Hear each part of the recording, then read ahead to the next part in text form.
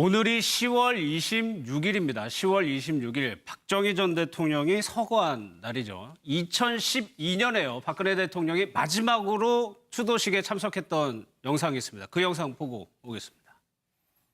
여러분, 이곳 국립묘지는 아버지 어머니가 누워 계신 곳이라 저에게는 늘 감회가 새롭습니다.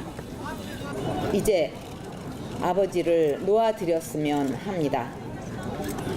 아버지 시대에 이룩한 성취는 국민들께 돌려드리고 그 시대의 아픔과 상처는 제가 안고 가겠습니다. 오늘 오전에서는 구미에서도 그렇고요. 서울 현충원에서도 추도식이 있었는데 윤석열 대표 어제 대국민 기자회견을 했단 말이에요. 대통령이요. 네. 오늘이 아버지 기일이었고 네. 생각을 했겠죠. 그렇죠. 예. 얼마나 마음이 아팠겠어요. 예. 그때 하여튼 1979년 됐으니까 그 벌써 뭐 30 이제 몇 년째입니까? 37년째입니까? 예, 37주입니다. 오늘도. 오늘도 참석도 못 하시고 이런 불행한 일이 났다는 게 얼마나 참 마음이 아프고 괴롭겠습니까? 예, 국정이 어떻게 보면은 뭐 농단이라는 말은 뭐 맹자가 썼다고 그래요. 예. 높은 언덕에 올라서 장사하는 사람이 좌우 좋은 자리를 차지한다고 그래서 농단이라는 표현인데 이건 뭐 농단이라고 하기도 부족할 정도로 예. 어떻게 보면 뭐 국가 비밀 남북 뭐 문제부터 뭐 인선 비서실장 인선부터 모든 문제가 하여튼 최순실이라는 사람이 밖에서 그것도 아무 직책도 없는 사람한테 이루어졌다는 이런 어떻게 보면 엄청난 일을 당했는데 예. 박근혜 대통령이 참 어떻게 보면 부모님한테 볼 면목이 없겠죠. 그러면 도대체 최순실 씨하고 인연이 황 의원님 대통령하고 언제부터 시작이 된 겁니까? 언제 처음? 지금 뭐 나오는 것은 이제 예. 그 74년에 유경수 여사가 이제 문세광한테 이제 암살당하지 않습니까? 예. 그러면서 75년도에 그 당시 뭐 이제 복사라고도 불립니다만은 정확하게 뭐 이제 우리나라 정통교단에서 안수를 받은지는 않은 걸로 알려졌어요. 예. 어쨌든 간에 최태민 씨가 이제 편지를 보내갖고 뭐 유경수 여사를 그 뭐 꿈에서 만났다. 예. 도와주라고 했다. 이렇게 해서 만났다고 하는데요. 어쨌든 그러면서 그 당시에 이제 최태민 씨가 이제 구국 여성 봉사단이라는 걸 만들고 그것이 이제 나중에 이제 세만 봉사단으로 이름이 바뀌는데요. 거기에 이제 바로 당시에 이제 퍼스트 레이디 역할을 하고 있었던 박근혜 대통령을 갖다가 이제 명예 총재로 이제 모시죠. 그러면서 이제 관계가 되는데 예. 문제는 이제 바로 그거예요. 이제 물론 이제 요번에 그 추모식에 참석하지 않은 이유는 이제 민간단체에서 주도하기 때문에 대통령이 되신 이후에는 쭉 참석을 안 해왔지만 예. 사실 참석하셔서도 조금 뭐 선친을 뵙기가 좀 민망하지 않을까 하는 생각도 들거든요. 예. 바로 그 당시에 이제 박정희 대통령이 저런 최태민 씨와의 관련해서 여러 가지 불미스러운 진짜 입에 담지 못할 이야기들이 도는 걸 놓고 친국을 했다는 얘기가 나오지 않습니까? 그러니까 박정희 전 대통령을 싫어했다는 거죠. 네, 그래서 이제 집중 이제 했는데 그때 이제 그래서 갈등이 있었고 그래서 예. 이제 최태민 씨가 당시 이제 약간 이선으로 물러나는 모습도 있었거든요. 물론 이제 완전히 물러난 건 아니고 약간 형식적으로 그래서 이제 거기에 대해서 이제 당시에 그러니까 중앙정보장 요즘은 국정원장이죠. 예. 바로 김재규 부장이 부장이요. 거기에 대해서 괜히 또 불만을 품고 있었다. 뭐 이런 얘기들이 계속 나왔었습니다. 그러면 최태민 씨가 박근혜 당시 영예였죠. 편지를 보냈다. 그 편지가 74년 중앙일보에 실려 있습니다. 그 내용을 보면 상식적으로 잘 이해가 안 가는 내용이에요. 예, 거기에 보면은 뭐 여러 가지 내용이 많죠. 거기 예. 나오면 그 김영우 회고로도 나오는데 유경수 여사가 꿈에 나타나서 예. 박근혜 영예가 굉장히 어려우니까 힘드니까 가서 도와주라고 꿈에 나타났다.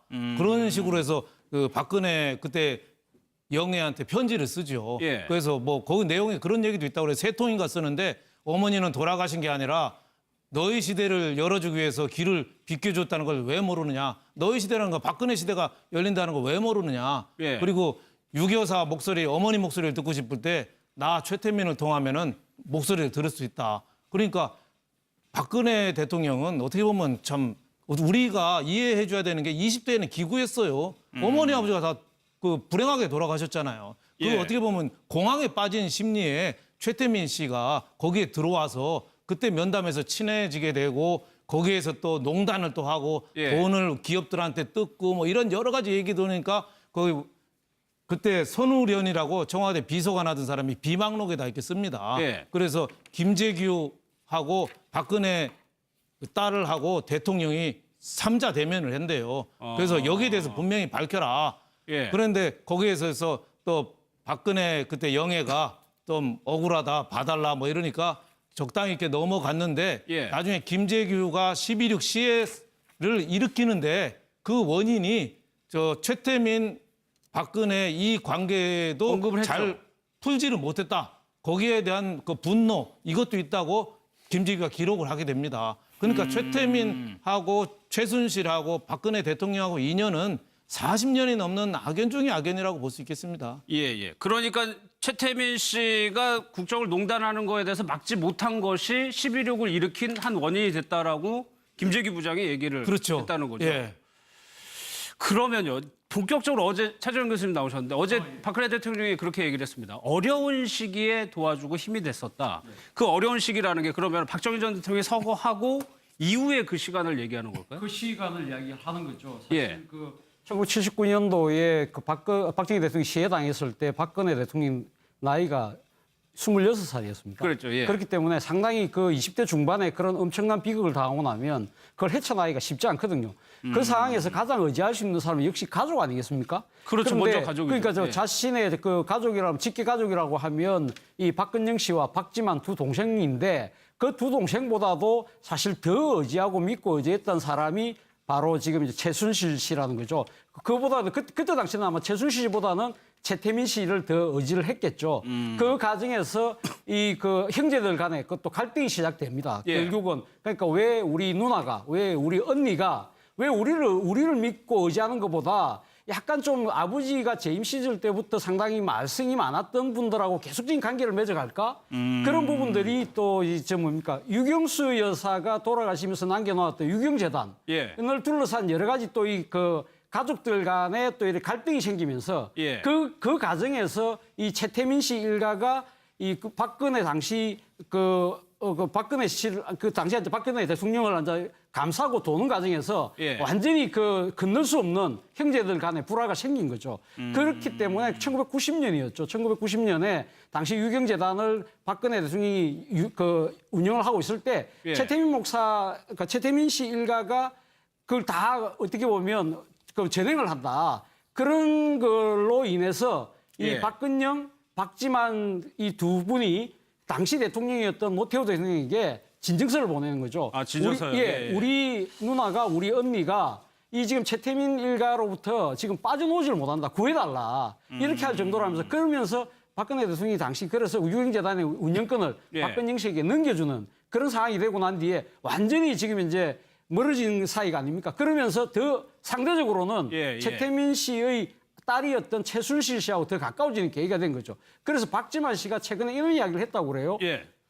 피보다 더 진한 물이다. 두 사람의 관계는. 그렇죠. 그렇게 정의를 했다고 그럽니다. 그러니까 유경재단을 거치면서 어떻게 보면은 형제하고는 좀 멀어지고 오히려 최태민 씨나 최순실 씨하고 더 가까워지는 형세가 되는 거네요. 그러니까 지금 방금 말씀 잘해주신 것처럼요. 네. 그냥 멀어진 정도가 아니라 사실 그때 재단을 놓고 분규가 나서 그랬죠. 싸움까지 붙은 겁니다. 그러면서 굉장히 이제 사이가 험악해졌는데 나중에 그래도 이제 혈육이라서 그런지 박지만 씨하고 이제 박근혜 대통령 어느 정도는 화해한 것 같아요. 그렇지만 이제 박근영 씨하고는 지금도 이제 그 앙금이 계속되는 걸로 지금 여러 가지 이야기들이 나오고 있습니다. 그러면 이수하 변호사님, 그때가 대통령이 어려운 시절이라고 하면 80년대부터 90년대 저게 들어오기 전까지요. 그쵸. 그때 늘 최순실 씨가 옆에서 보살피고 살펴줬다는 얘기일까요? 그렇게 전해지는데 거기에 예. 대해서는 지금 뭐 확인을 안 해주니까 당사자들이 확인을 안 해주니까 알 수가 없는 거죠. 그거는 하지만 여러 가지 상황으로 봤을 때 그때 그 커터칼 테러 예, 다녔을 예. 때 제일 먼저 서울로 올라와서 병실을 지키면서 간호를 했던 그리고 삼성동 자택으로 옮겼을 때 자택도 출입하면서 간호를 했던 것이 최순실 씨거든요. 예. 그러면 그 정도의 친밀도였으면 이전에 그 18년 동안에 그러니까 79년부터 97년 사이에서도 그리고 또 하나는 최순실 씨가 유경재단에 관여를 했었단 말이에요. 본인들은 부인을 했지만 그러면 유경재단에 관여하고 했으면은 계속 관계는 친밀한 관계로 갔다고 봐야죠. 예. 네. 그런데 예. 그때는 뭐라 그럴까요? 좀 상하 관계가 좀 뚜렷하지 않았을까? 지금은 상하 관계라고 보기 어렵지 않느냐? 객관적으로 봤을 때. 그럼 지금 어느 정도 수평적인 관계라고 봤을 그래서 네. 대통령이 둘이냐 소리도 나오고 이래라 저래라 했다는 평가까지 받는 거 아닙니까? 근데 당시에는 아마 그 정도는 아니지 않았을까? 이런 자료 화면들을 보면은 뭐 그 한양대학교에서 이제 새마음 그 대학생들 뭐 행사할 때 보면은 예. 뒤에서 이렇게 졸졸졸 쫓아다니면서 이렇게 그렇죠. 예. 수행을 하는 게 뭐 저거는 수평 관계로는 좀 안 보이잖아요. 수행하는 사람 모습으로 보이지. 근데 어제 TV조선에서 나온 옷 고르고 막 이럴 때 그 최순실 씨의 뭐 이런 그 좀 바디랭귀지 같은 거 이렇게 몸으로 보여주는 그 액션들은 저 때의 모습은 아니죠. 예. 속보가요. 검찰이요. 최순실 씨가 9월 초에 독일로 출국을 했다고 합니다. 독일에서 종첩을 갖췄는데 입국 기록은 없다고 하는 거 보니까 여전히요. 유럽 어딘가에서 지금 거처하고 있는 것으로 보입니다. 잠시 뒤에 또 한번 보도록 하고요. 그렇다면 유영건 대표님. 예.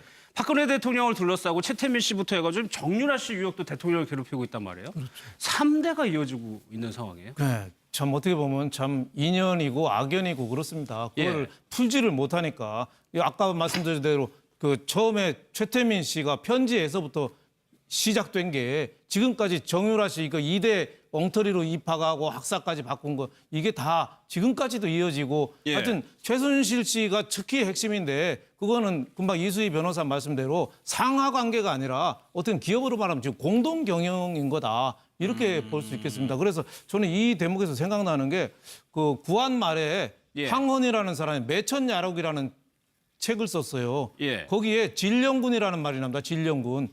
그 명성황후가 이모군란 때 피난가죠. 목숨을 경각에 달려서 충주까지 도망가요. 거의 뭐 맨발로 도망갔어요. 충주까지. 예. 근데 거기에 무당이 하나가 갑자기 어느 날 밤에 찾아온답니다. 예. 그래서 무당이 찾아와서 꿈에 그 중전 마마가 나타나서 그 찾아오라고 계시가 와서 여기 찾아왔다. 예. 그러면서 중전 마마는 8월 초에 황궁할 거다. 궁궐로 돌아갈 거다. 근데 그때 명성황후만 해도 목숨이 경각에 걸려서 언제 살지 죽을지도 몰랐는데 내가 황궁으로 돌아간다고? 그래서 너무 놀랬던 거예요. 근데 딱 맞춰서 8월 초에 궁으로 명성황후 민비가 돌아갑니다. 예. 그다음부터는 이 진령군 무당이 진령군 왕자 칭호를 받아요. 그다음에 국정농단을 인사, 비리, 뭐 장차관들이 누나라고 하고 이 정도로 지금 최순실보다 더한 권력을 누렸어요. 예. 그러니까 어떻게 보면은 공동 경영이고 이 CEO 회장이 거기에 대해서 컨트롤을 못하고 오히려 눌림을 당한 거 아니냐. 예. 그래서 길을 못 피고 그래서 대통령이 밤의 대통령이라는 최순실이라는 말 정도로 줄 거를 어제 대통령은 뭐 문건에 대해서 뭐 인사말이나 이런 거 수정이라고 그랬는데 지금 나온 게 수정이 아니잖아요. 예. 또 취임 초에만 잠깐 했다고 하는데 지금 2003년 2월 달에 취임했는데 2004년 말 거 고친 거 뭐 그때 비서실 바꾼 것까지 지금 기록이 다 나오니까 대통령의 말도 틀릴 정도로 컨트롤이 안 됐다고 볼 수 있는 거죠. 그러니까 예. 이게 국민의 한 사람으로서 정말 참담한 게 대통령께서 알면서도 의도적으로 그러면 사실을 은폐한 거냐? 어제 그 사과문이 저렇게 뭐 남북 관계서부터 뭐 여러 가지를 다 지금 최순실 씨가 다 보고를 받고 있었는데 그리고 뭐 보고 정도가 아니라 거기에 관여한 걸로 뭐 개입한 걸로 보이는 그런 것들을 그러면 대통령이 알면서도 어제 사과문에서 그건 싹 빼고 연설문 얘기만 한 거냐? 홍보 네. 말씀만 하신 거냐? 그렇게 차라리 그게 더 낫겠어요. 근데 그게 아닌 것 같은 거죠. 남들 눈에는 대다수의 사람들 눈에는 최순실 씨의 허물이 다 보이는데 지금 예. 대통령께서만 그 허물을 못 보고 계시는 거 아니냐. 최태민 씨의 그 부정에 대해서 중정에서 보고서를 올리고 대통령께서 직접 신문을 하고 있는데 범죄자 신문하듯 신문을 하고 있는데 그것조차도 나중에 사심 없는 분이라고 얘기를 할 정도면 예. 우선은 그러니까 남들 눈에 보이는 허물, 부정들이 대통령 눈에만 안 보인다면 이거는 정말 비정상적인 관계라고밖에 보이지가 않는 거죠. 예.